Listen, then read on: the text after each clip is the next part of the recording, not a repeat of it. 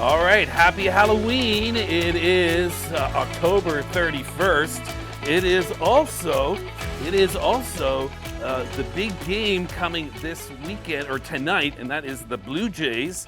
We are talking about Game 6, the World Series. So you know who's joining me? Michael Van. Michael Van is downtown. We're going to talk all things weather, all things Blue Jays. And Michael, the first question I got to ask you got the umbrella overhead. What has the weather been like thus far this morning?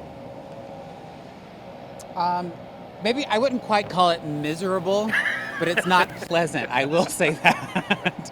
It's chilly out here, and there's just a Yes. constant light rain coming down, which to me is just not my favorite weather. It's the kind of, you know what, for a little Halloween reference for you here this morning, it's the kind of weather that will chill you to the bone because Oh. it's wet and it's cold. So I do not like this weather. It's my least favorite weather for sure. But is it dampening your enthusiasm for the Jays, Michael Van? You know what? My enthusiasm has not waned, although my Jays gear is just buried under layers to keep me warm. So, and I have a feeling that's going to be a lot of people across Canada today, especially here right in Southern Ontario, here in Toronto as well, just like covering it up a little bit, not being able to show our Jays gear quite as much, but of course our enthusiasm for our Jays has not waned at all. So, Okay. you know, we do what we can here in Canada, you know? Nice to hear. Despite the rain, it hasn't waned. Okay, now, Michael, we got trick-or-treating tonight. We've got the game starting at 8 o'clock. So what is your prognostication of the trick-or-treating? How do you think this is going to work out? And do you think it's going to come to an abrupt end at some point?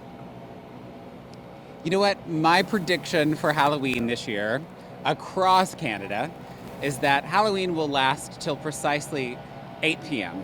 At that point, we switch over to the other Canadian holiday, which is Game 6 of the World Series. That's exactly what I think is going to happen this year, and rightfully so. You know, this is a big event. It's been 3 decades, you know, since we've been in the Fall Classic, you know, and we've been watching these Jays, you know, since March 27th, when the season really opened. We had our home opener here. We've been following these Jays, and, you know, we're in it for the long haul. And so, you know, Canadians are tired, but we're enthusiastic and we're ready.